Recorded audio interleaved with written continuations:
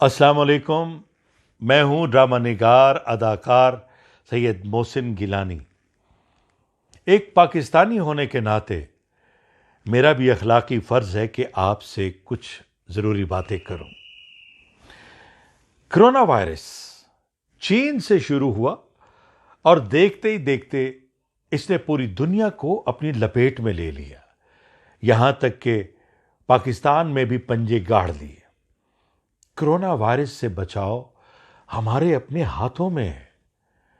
ہم حکومت پاکستان کی بتائی ہوئی احتیاطی تدابیر پر عمل کر کے اس موذی مرض سے بچ سکتے ہیں. ہمیں کرنا کیا ہے؟ صفائی کا خاص خیال رکھنا ہے اور اپنے ہاتھ دن میں کئی بار 20 سیکنڈ تک ہم ضرور صابن سے دھوئیں، اور اگر صابن یا پانی نہیں ہے تو سینیٹائزر استعمال کریں، وہ اپنے پاس رکھیں. کھانسی یا چھینک آتے وقت آپ ہر بار نیا ٹیشو پیپر استعمال کریں، اور اگر ٹیشو پیپر نہیں ہے، خاص طور پہ چھینک آتے وقت آپ اپنا منہ کونے میں چھپا لیں تاکہ جراثیم کسی دوسرے تک نہ جا سکے.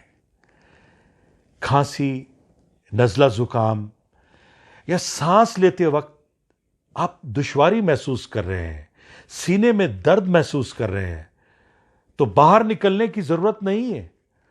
فوراً گھر پہ طبی معائنہ کروائیں.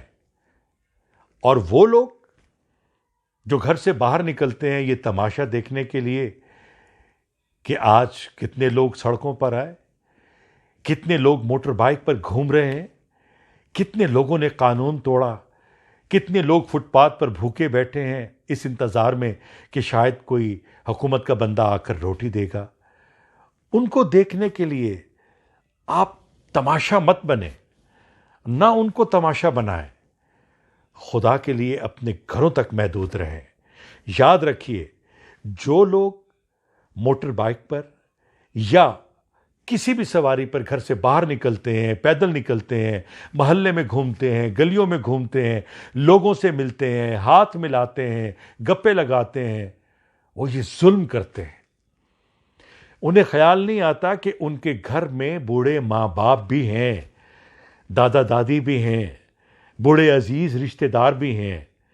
وہ کیا ظلم کرتے ہیں کہ وہ باہر جا کر کرونا وائرس اپنے ساتھ لاتے ہیں اور ان کو مریض بنا دیتے ہیں کرونا وائرس کا. ہم نے سماجی رابطہ توڑنا ہے تاکہ کرونا وائرس ایک شخص سے دوسرے شخص تک منتقل نہ ہو سکے. ہم نے کسی سے ہاتھ نہیں ملانا. ہم نے کم از کم 3 سے 4 فٹ تک کا فاصلہ رکھنا ہے. اگر مجبوراً کسی چیز کو خریدنے کے لیے ہمیں گھر سے باہر نکلنا پڑتا ہے تو ہم نے احتیاط کرنا ہے. ہم نے کسی سے ملنا نہیں، ہاتھ نہیں ملانا، دور سے کھڑے ہو کے بات کرنی ہے تاکہ اس کے جراثیم ہم تک یا ہمارے جراثیم اس تک نہ پہنچے. یہ خاص خیال رکھنا ہے آپ نے. ایک بات اور، وہ لوگ جو ذخیرہ اندوزی کرتے ہیں، جنہوں نے N95 ماسک مہنگے داموں بیچے، چھپا لیے، غائب کر دیے، عام ماسک بھی نہیں مل رہا، کتنی شرم کی بات ہے. ہم خود کو پھر عظیم قوم کہتے ہیں، ہم زندہ قوم ہیں، پائندہ قوم ہیں. کیا ایسی ہوتی ہے زندہ قوم؟ بتائیے. اس وقت ڈاکٹروں کو N95 ماسک کی شدید ضرورت ہے.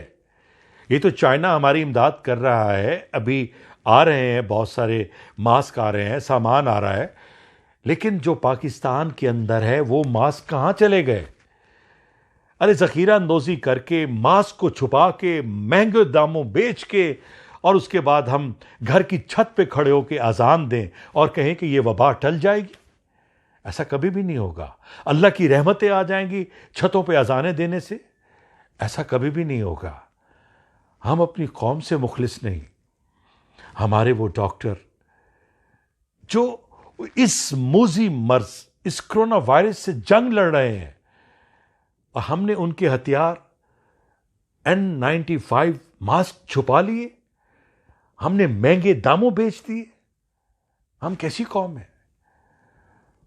ارے یہ ہمارے ڈاکٹر، ہمارے ڈاکٹروں کے ساتھ کام کرنے والا طبی عملہ جس طرح جذبے کے ساتھ کام کر رہا ہے، انہیں ہمارا سلام ہے۔